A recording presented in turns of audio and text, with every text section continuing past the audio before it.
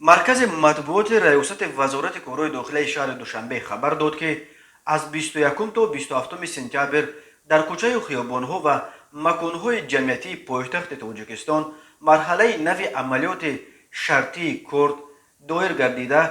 در جریان این عملیات 36 تن از جوانان و نوبالغان که با خود کرد و کستت و دیگر نمود پردمیت‌های به صفت سلاح سرد استفاده شونده داشتند بازداشت شدند. ریاست وزارت کارهای داخلی گفت از این شمار 17 نفرش را نوبالغان تشکیل میدهند. از آنها در مجموع 26 عدد کردهای گوناگون تمغه، 6 کستت و 4 دوبینک یافت و مصادره کرده شده است. ریاست وزارت کارهای داخلی دوشنبه عکس‌های نورسان جوان بازداشت شده را با سلاح‌های سرد در دستایشان نیز ثبت و نشر کرده است. وابسته به حالت مذکور نسبت به 6 نفر حبس مأموری به مهلت از 7 تا 10 شبانه روز نسبت والدان نوبالغان پروتکل‌های حقوق ویرانکنی مأموری ترتیب داده شده و نسبت دیگر با قرار سود جریمه‌های مأموری تطبیق کرده شدند.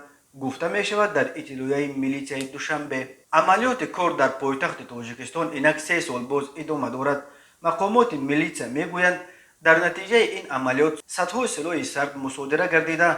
این امکان داد که این همه سلاح‌ها به ضد حیات و سلامتی شهروندان استفاده نشود.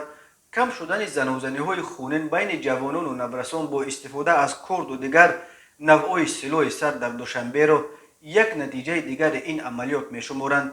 با این وجود در پی نتیجه گیری مرحله نوبتی عملیات کرد رهبریت میلیشیای دوشنبه از تمام کلانسالان، پدر و مادران، مسئولین مقامات مسئول تربیت نوبالغان و آموزگاران خواسته است تا نظارت و تعلیم و تربیت فرزندان خود را پرزور نموده نگذارند تا نورسان و نوبالغان کرد و دیگر نمود اشیا به صفت سلاح سرد استفاده نشونده را با خود گردانیده دست به عمل و کردار ناشایسته زنند.